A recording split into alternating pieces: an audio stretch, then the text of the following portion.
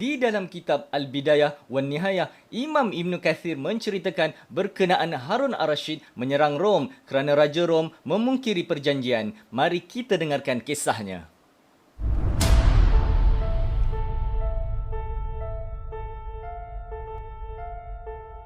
Assalamualaikum. Apabila Nafkur mengambil pemerintahan Rom dari tangan Ratu Irene, pada masa itu Rom diperintah oleh wanita. Nafkur yang berjaya menjadi pemerintah secara konspirasi cuba memutuskan hubungan diplomatik dengan kerajaan Abbasiyah di bawah pimpinan Harun ar-Rasyid. Padahal semasa zaman Ratu Irene, Rom membayar jizyah sebagai tanda perdamaian dengan Islam. Tetapi apabila Nafkur menjadi pemerintah Rom, dia berani untuk memutuskan perjanjian itu. Dia lalu menulis satu surat kepada Khalifah Harun ar-Rasyid. Ini isinya. Dari Nafkur, Raja Romawi kepada Harun Raja Arab. Raja-raja sebelum aku ini telah memposisikan dirimu di tempat tertinggi dan memposisikan diri mereka di tempat yang rendah. Lalu mereka mengirimkan kepadamu harta kekayaan yang aku takkan lakukan untukmu. Kerana itu adalah satu kebodohan dan penakut. Setelah kau baca suratku ini, hendaklah engkau mengembalikan semula kekayaan yang pernah dikirimkan kepadamu. Jika engkau tidak berbuat demikian, maka pedanglah akan menyelesaikan masalahmu.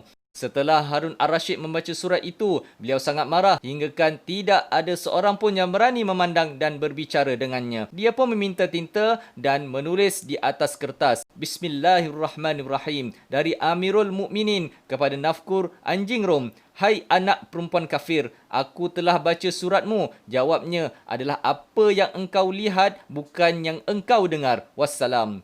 Harun ar-Rasyid tidak menjawab panjang tetapi segera bertindak menyerang dan menundukkan Nafkur. Kata orang, cakap banyak pun tak guna. Bertindak barulah dikira berani. Khalifah pun mengerahkan bala tenteranya untuk menyerang wilayah Rom dan akhirnya hampir menakluki kota Heraklius. Apabila melihat wilayah Rom hampir jatuh, Nafkur yang bimbang akan mengalami kekalahan meminta belas kasihan dan berjanji akan membayar semula jizyah sebagai tanda perdamaian dengan Islam. Harun ar-Rasyid menerima permintaan itu. Setelah itu, Khalifah pun pulang ke Baghdad. Semasa Harun ar-Rasyid sampai di satu wilayah yang bernama Riqah, tiba-tiba Nafkur mengkhianati perjanjiannya dan enggan menyerahkan jizyah yang dijanjikan. Anggapan Nafkur musim dingin sudah hampir tiba dan mustahil tentera Islam akan datang semula ke daerah Rom kerana payah untuk berperang di musim itu. Mendapat tahu pengkhianatan itu, Harun ar-Rasyid menyusun kembali kekuatan untuk menyerang Rom. Serangan kali ini sampai dapat menawan kota Heraklius, sebuah kota berhampiran dengan Konstantinopel. Menawan kota Silisia, Macedonia dan Cyprus. Kesombongan Nafkur akhirnya dibalas dengan satu persatu wilayah jajahannya dapat dikuasai oleh Abbasiyah.